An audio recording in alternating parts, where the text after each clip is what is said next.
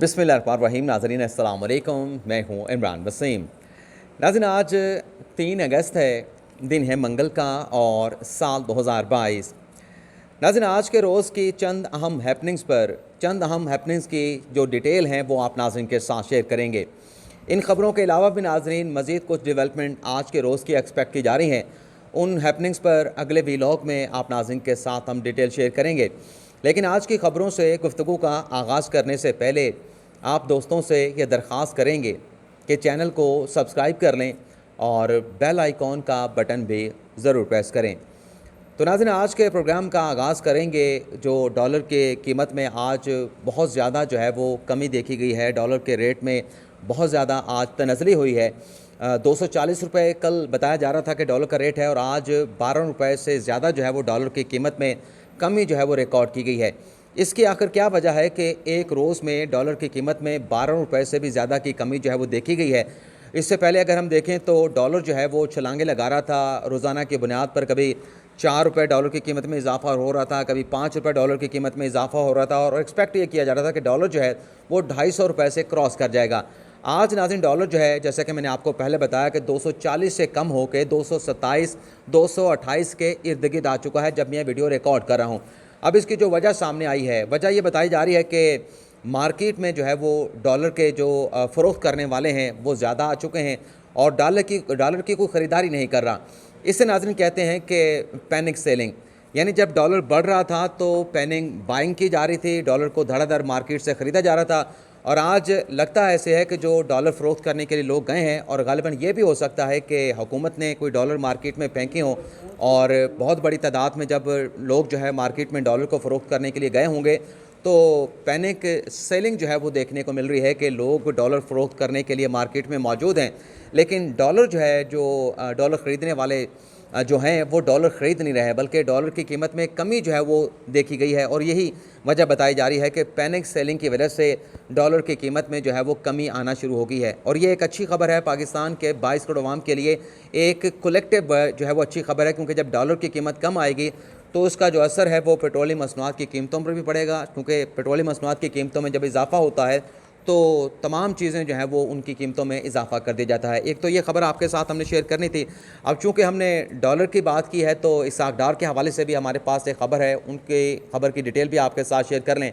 नाज़रीन, हुआ ये था चंद रोज़ पहले कि इसहाक डार की डिस्क्वालिफिकेशन के लिए एडवोकेट अज़हर सदीक़ ने चंद रोज़ पहले लाहौर हाई कोर्ट से रिजू किया था और उस दरख्वास्त में कहा यह गया था कि जो अताउल कासमी जो PTV के साबिक चेयरमैन थे, उन्हें जो जुर्माना 12 करोड़ या 16 करोड़ रुपए का सुप्रीम कोर्ट की जानिब से किया गया, उसमें 4 करोड़ रुपए जो है वो इसहाक डार ने अदा करने थे, लेकिन इसहाक डार ने वो 4 करोड़ रुपए की जो रकम है वो ख़जाने में जमा नहीं कराई। और इस्लामाबाद अपना लाहौर हाई कोर्ट से कहा गया कि अज़हर सदीक़ की जानिब से कि मैंने हुकूमत के साथ भी रब्ता किया, चेयरमैन सेनेट को भी मैंने दरख्वास्त दी, लेकिन चेयरमैन सेनेट ने मेरी दरख्वास्त के ऊपर कोई फ़ैसला नहीं किया। इलेक्शन कमीशन से भी रिजू किया, लेकिन इलेक्शन कमीशन में भी तारीखें पड़ रही हैं, लेकिन इस केस का कोई फ़ैसला नहीं हो रहा। तो आज लाहौर हाई कोर्ट ने अज़हर सदीक़ की इस दरख्वास्त के ऊपर एक तो इलेक्शन कमीशन को नोटिस जारी कर दिया है और दूसरा अटॉर्नी जनरल को मामनत का नोटिस भी इस केस में जारी कर दिया गया है। लेकिन इस केस की समाअत के दौरान दलाइल देते हुए अज़हर सदीक़ का ये कहना था कि हुकूमत जो है वो इलेक्शन कमीशन के साथ मिल गई है, इलेक्शन कमीशन जो है वो हुकूमत के साथ मिल गया है, तो इसलिए जो है वो इलेक्शन कमीशन जो इसहाक डार है उन्हें डिस्क्वालीफाई नहीं कर रहा, जो उन्होंने 4 करोड़ की रकम जो है वो अदा करनी है। अब मुझे मालूम है कि ये डिस्क्वालिफिकेशन अगर बनती है तो क्यों नहीं की जा रही। उसकी मेन जो नाज़रीन रीज़न है वो ये है कि जो सुप्रीम कोर्ट का फ़ैसला था जिसमें ये जुर्माना कोई 12 या 16 करोड़ रुपए का किया गया था, उस फैसले के ख़िलाफ़ अदालत उज़्मा में नज़र षानी की दरख्वास्तें पेंडिंग पड़ी हैं, इल्तवा पड़ी हैं और ग़ालिबन इदारे इसलिए डिस्क्वालिफिकेशन के ऊपर जो दरख्वास्तें आ रही हैं उस पर कोई कान नहीं धर रहे कि जब तक सुप्रीम कोर्ट से नज़र षानी की दरख्वास्त का फ़ैसला ना हो जाए, जब तक ये मामला कोई हतमी शक्ल अख्तियार ना कर जाए, तब तक कोई फ़ैसला करना जो है वो क़ब्ल वक्त होगा। और फिर अज़हर सदीक़ ने यह भी कहा कि क्योंकि इलेक्शन कमीशन हुकूमत से मिल चुका है इसलिए उन्हें डिस्क्वालीफाई नहीं कर रहा, तो जो चेयरमैन सेनेट हैं सादिक संजरानी, उनका तो हुकूमत के साथ कोई हिस्सा नहीं। उन्हें तो इमरान खान के दौरे हुकूमत में चेयरमैन सेनेट बनाया गया था, तो फिर सादिक संजरानी से पूछना फिर अज़हर सदीक़ को चाहिए कि आप उन्हें क्यों डिस्क्वालीफाई नहीं कर रहे। लेकिन वजह वही है कि नज़र षानी की दरख्वास्तें जो है वो सुप्रीम कोर्ट में ज़ेर इल्तवा हैं। और अब बात कर लेते हैं कि वज़ीर आज़म के लिए बुरी खबर क्या है और कौन सा मुसद्दका फ़ैसला जो है वो जारी कर दिया गया है। तो नाज़रीन, जो लाहौर की स्पेशल सेंट्रल कोर्ट में मनी लॉन्ड्रिंग का केस है 16 अरब का हमज़ा शहबाज शरीफ के ख़िलाफ़, शहबाज शरीफ के ख़िलाफ़ और उनके बेटे सलमान शहबाज शरीफ के ख़िलाफ़, तो जो नाज़रीन आखिरी समाअत हुई थी इस केस की लाहौर में, उस समाअत का आज जो है मुतल्लिका अदालत की जानिब से, स्पेशल सेंट्रल कोर्ट की जानिब से जो मुसद्दका हुक्मनामा है वो जारी कर दिया गया है। इस मुसद्दका हुक्मनामे में नाज़रीन जो गुज़िश्ता समाअत पर सलमान शहबाज शरीफ के जो प्रॉपर्टीज़ की तफसीलात पेश की गई थी, असासों की जो डिटेल पेश की गई थी, जिसमें बताया गया था कि 29 जो है वो सलमान शहबाज शरीफ के अकाउंट हैं, 13 कंपनियों में उनके 13 करोड़ से या 13 लाख से ज़्यादा उनके शेयर्स हैं और कोई अराज़ी की डिटेल भी बताई गई थी। तो ये जितने असासों की डिटेल जो है स्पेशल सेंट्रल कोर्ट लाहौर में पेश की गई थी, इस हुक्मनामे के ज़रिए सलमान शहबाज शरीफ के इन तमाम असासों को जो है वो कुर्क कर दिया गया है, उसे फ्रीज़ कर दिया गया। तो एक अहम खबर है जिसकी डिटेल हमने आपके साथ शेयर की। अब हम बात कर लेते हैं कि चौधरी शुजात हुसैन ने इलेक्शन कमीशन से क्यों रब्ता किया है, किस मामले पर रब्ता किया है, और फिर हम बात करेंगे पीटीआई की ममनुआ फंडिंग केस के कल के इलेक्शन कमीशन के फैसले को लेकर आज क्या हैपनिंग्स हुई हैं, उन पर आप नाज़रीन के साथ गुफ्तगू करेंगे। आज नाज़रीन चौधरी शुजात हुसैन के एक ख़बर सामने आई जिसमें यह कहा गया है कि काफ लीग के सरबराह चौधरी शुजात हुसैन ने इलेक्शन कमीशन को एक ख़त लिखा है जिसमें इलेक्शन कमीशन से 3 सवालों का जवाब मांगा गया है। एक सवाल ये किया गया इलेक्शन कमीशन से कि बताया जाए कि काफ लीग का आइन क्या कहता है। दूसरा सवाल इलेक्शन कमीशन से चौधरी शुजात हुसैन ने यह पूछा है कि काफ लीग के जो पार्टी अहदेदारान हैं उनके अख्तियारात क्या हैं। और तीसरा सवाल ये पूछा है कि काफ लीग के जितने भी असासे हैं, काफ लीग की पार्टी के जितने भी अहदेदारान हैं, उन तमाम की तफसीलात जो है वो फराहम की जाएँ। अब ये ख़त लिख के मालूमात क्यों मांगी गई हैं, तो बज़ाहिर नज़र आ रहा है कि जो लाहौर में हुआ, कामिल अली आगा ने जो मरकज़ी मजलिस आमला का इजलास बना के चौधरी शुजात हुसैन को पार्टी की सदारत से फ़ारिग कर दिया और तारिक बशीर चीमा को सेक्रेटरी जनरल के अहदे से फ़ारिग कर दिया गया। तो ग़ालिबन ये जो ख़त चौधरी शुजात हुसैन ने लिखा है, ये ख़त उसी इजलास की कड़ी लगता है कि इलेक्शन कमीशन के ज़रिए जिन लोगों ने यह कार्रवाई की है, चौधरी शुजात हुसैन को फ़ारिग कर दिया है और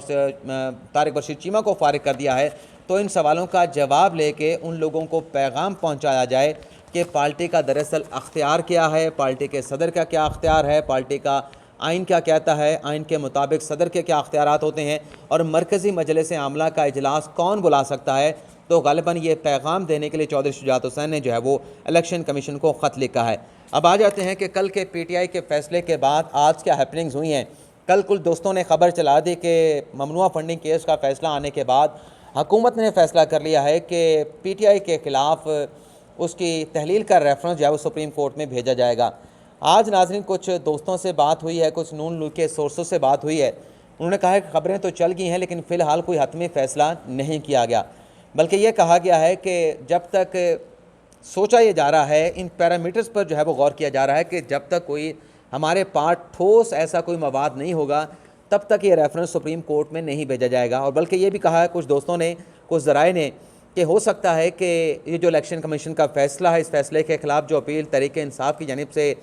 हाई कोर्ट में दायर की जाए या सुप्रीम कोर्ट में दायर की जाए, इन अपीलों पर जब तक हतमी फ़ैसला ना हो तो हो सकता है कि ये पार्टी तहलील का रेफरेंस सुप्रीम कोर्ट में भिजवाने का जो मामला है इस पर इंतज़ार किया जाए, देखो और इंतज़ार करो की पॉलिसी पर जो है वो चला जाए, ये कहा जा रहा है। लेकिन अल्टीमेटली जो फ़ैसला होना है नाज़रीन, जैसे कि मैंने अपने प्रोग्राम के आगाज़ में कहा कि कुछ हैपनिंग्स हो चुकी हैं, कुछ हैपनिंग्स होनी है। तो आज पीडीएम का सरबराही इजलास भी होने जा रहा है जिसमें तवील अरसे के बाद आज पाकिस्तान पीपल्स पार्टी, अवामी नेशनल पार्टी शरीक होंगे और इस इजलास में फ़ैसला होगा कि आया कि इमरान खान के ख़िलाफ़ डिस्क्वालिफिकेशन का और पीटीआई के ख़िलाफ़ पीटीआई की तहलील का रेफरेंस सुप्रीम कोर्ट में कब भेजा जाना है, अभी भेजना या इंतज़ार करना है, तो ये पीडीएम के इजलास में हतमी फ़ैसला होगा। अब फवाद चौधरी साहब ने क्या झूठ बोला है उस पर भी बात करेंगे, लेकिन इससे पहले इसी मामले से जुड़ी पीटीआई की ममनुआ फंडिंग के फैसले से जुड़ी एक और ख़बर भी आप नाज़रीन के साथ शेयर कर रहे हैं। आज नाज़रीन कोई 9 प्रेस कॉन्फ्रेंस होनी है इलेक्शन कमीशन के इस फैसले के ऊपर, जिसमें पीटीआई के ममनुआ फंडिंग के हवाले से वर्डिक्ट दे दिया गया है, फैसला दे दिया गया है। और कल नाज़रीन यानी गुज़िश्ता रोज़ जो है तकरीबन कोई हुक्मरान इत्तेहाद के कोई 10 से 12 लोगों ने इसी फैसले को लेकर प्रेस कॉन्फ्रेंस करके एक बयानिया और एक दबाव जो है, एक सियासी दबाव जो है पीटीआई पर जो है वो बढ़ाने की कोशिश की और उसमें कितना कामयाब हुए इसका फ़ैसला आप तमाम देखने वाले कर सकते हैं। आज भी नाज़रीन 9 प्रेस कॉन्फ्रेंस होनी है। मैं उनमें आपको ये बता दूं कि ख्वाजा साद रफ़ीक जब मैं ये प्रोग्राम रिकॉर्ड कर रहा हूँ वो प्रेस कॉन्फ्रेंस कर चुके हैं, अताउल्लाह तरड़ प्रेस कॉन्फ्रेंस कर चुके हैं और एहसन इकबाल की प्रेस कॉन्फ्रेंस जारी है। मज़ीद नाज़िम प्रेस कॉन्फ्रेंस होनी है, उसमें बताया गया है कि कादिर पटेल प्रेस कॉन्फ्रेंस करेंगे, मुर्तज़ा वहाब करेंगे, मुर्तज़ा वहाब की प्रेस कॉन्फ्रेंस भी हो चुकी हैं, अज़मा बुखारी करेंगी, मोहम्मद ज़ुबैर कराची में करेंगे, फैसल सब्ज़वारी MQM के सेनेटर हैं वो करेंगे, और मौलाना असद मौलाना फजल रहमान के बेटे भी शाम को 5 बजे अहम प्रेस कॉन्फ्रेंस करने वाले हैं। हो सकता है जब आप हमारे प्रोग्राम सुन रहे हों तो इनमें से कुछ प्रेस कॉन्फ्रेंस हो चुकी हों और कुछ प्रेस कॉन्फ्रेंस जो हैं वो उस वक्त जारी हों। अताउल्लाह तारा ने जो प्रेस कॉन्फ्रेंस की उसमें नाज़रीन उन्होंने इमरान खान से मुतालबा किया कि क्योंकि ये अब साबित हो चुका है कि तहरीक इंसाफ ने ममनुआ फंडिंग ली है, तो उन्होंने इमरान खान से मुतालबा किया कि इमरान खान को अब पार्टी की सरबराही से, सदारत से जो है, चेयरमैनशिप से जो है वो रिज़ाइन कर देना चाहिए, मुस्तफ़ी हो देना चाहिए। अताउल्लाह तारा ने कहा कि ये नहीं हो सकता कि एक तरफ आप झूठ बोलें, झूठा डिक्लेरेशन दें, झूठा सर्टिफिकेट इलेक्शन कमीशन जमा कराएं और दूसरी जानब आप पार्टी के चेयरमैन भी हों, तो ऐसा हो नहीं सकता। तो ये अताउल्लाह तारा ने आज के प्रेस कॉन्फ्रेंस में मुतालबा किया है। अब फवाद चौधरी साहब ने भी इसी PTI ममनुआ फंडिंग केस के फैसले के ऊपर प्रेस कॉन्फ्रेंस की। उसमें एक तो उन्होंने ये कहा कि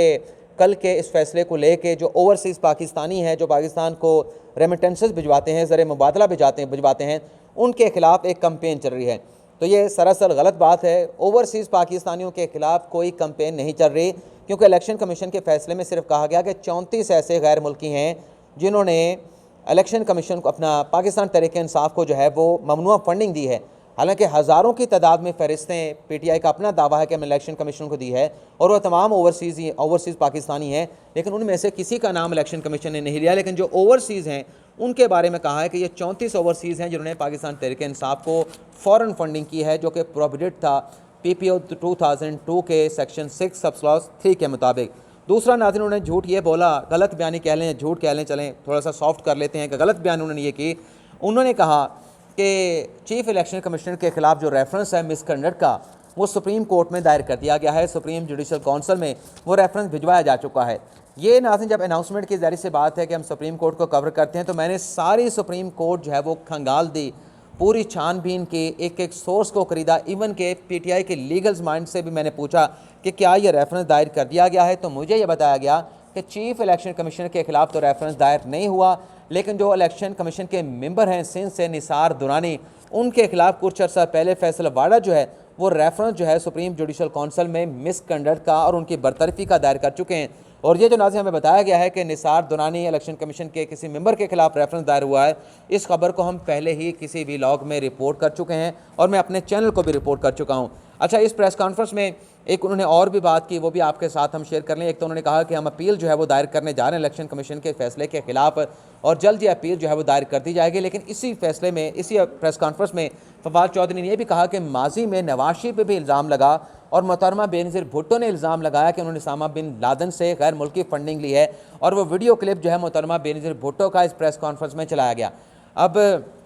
फवाद चौधरी साहब मोहतरमा बेनज़ीर भुट्टो का वो क्लिप तो चला रहे थे। अब बच्चा जो कि 90s के दौर था, 90s के दौर का जो बच्चा था वो भी जवान हो चुका है। उन्हें मालूम है कि 90s के दौर में पीपल्स पार्टी और मुस्लिम नवाज़ की आपस में कितनी मोहब्बत या कितनी दुश्मनी हुआ करती थी। तो एक दूसरे की हरीफ पार्टियाँ थीं, एक दूसरे पर इस तरह के इल्ज़ाम लगाए जाते रहे। तो अगर आज मोहतरमा बेनज़ीर भुट्टो का ये इल्ज़ाम दुरुस्त है तो फिर ये भी हमें कहना चाहिए, फिर उन इल्ज़ामात को भी दुरुस्त मानना चाहिए जो इमरान खान के सियासी मुखालफिन इमरान खान पे फ़राह गोगी के हवाले से लगाते हैं, एहसन जमील गुजर के हवाले से लगाते हैं, तोशा खाना के हवाले से लगाते हैं, या फिर जो साबिक़ खातून अव्वल बुशरा बीबी के हवाले से इल्ज़ामात लगाते हैं। फिर उन इल्ज़ामात को भी आपको एक्सेप्ट करना पड़ेगा। अगर सियासी मुखालफिन के जो बयानात हैं वही सबूत हैं, तो फिर आपके ख़िलाफ़ भी सियासी मुखालफिन के बयानात मौजूद हैं। लेकिन मैं इसके साथ इत्तफ़ाक़ नहीं करता, लेकिन जो लॉजिक पेश की है, मैंने कहा है कि अगर उस लॉजिक को एक्सेप्ट करना है तो फिर इस लॉजिक को भी आपको एक्सेप्ट करना होगा। इसी प्रेस कॉन्फ्रेंस में उन्होंने बिलावल भुट्टो ज़रदारी का भी वही उसामा बिन लादेन वाला स्टेटमेंट चलाया कि नवाज शरीफ ने उसामा बिन लादेन से फ़ॉरेन फंडिंग ली है। तो अगर बिलावल भुट्टो ज़रदारी के बयान के ऊपर भी जाना है तो माजी में चेयरमैन तहरीक इंसाफ खुद नवाज शरीफ के बारे में क्या बयानात देते रहे कि नवाज शरीफ के ऊपर जो मुकदमात बनाए गए हैं सियासी मुकदमात हैं, क्योंकि उनके पास अवामी ताकत है, अवामी मैंडेट है, तो उसकी सियासी ताकत को कम करने के लिए उनके खिलाफ सियासी मुकदमात बनाए गए हैं। चौधरी परवेज़ इलाही को माजी में खान साहब खुद पंजाब का डाकू कहते थे, आज पंजाब का वज़ीर आला बना दिया है। उस वक्त पंजाब के वज़ीर आला थे और उन्हें पंजाब का सबसे बड़ा डाकू कहते थे, आज उसी डाकू को वज़ीर आला बना दिया है। तो इस तरह के बयानात से कोई लॉजिक जो है वो नहीं बन सकती। हाँ, आप अपील दायर करें। कुछ ऐसे पाकिस्तानी जो वीडियो बना के ट्वीट कर रहे हैं कि हम गैर मुल्की नहीं हैं, पाकिस्तानी हैं, तो आप ये जो अपनी सफाई है उन लोगों के बयानात लेकर आप इलेक्शन कमीशन में अपना जो केस है पुट कर सकते हैं, क्योंकि अभी अल्टीमेटली कोई फैसला तो इलेक्शन कमीशन का नहीं है। एक इंक्वायरी हुई है, इंक्वायरी रिपोर्ट जो है वो इलेक्शन कमीशन ने जारी कर दी है, हतमी फैसला अभी होना बाकी है। जो शोकाज नोटिस जो है वो इलेक्शन कमीशन की तरफ से PTI को दिया गया है, और उस शोकाज नोटिस में अगर PTI सेटिस्फाई कर देती है इलेक्शन कमीशन को तो ये तमाम का तमाम मामला ख़त्म हो जाएगा। तो इसमें इस तरह की लॉजिक लेके आना मेरे ख्याल से वो उल्टी PTI पे भी बढ़ सकती है।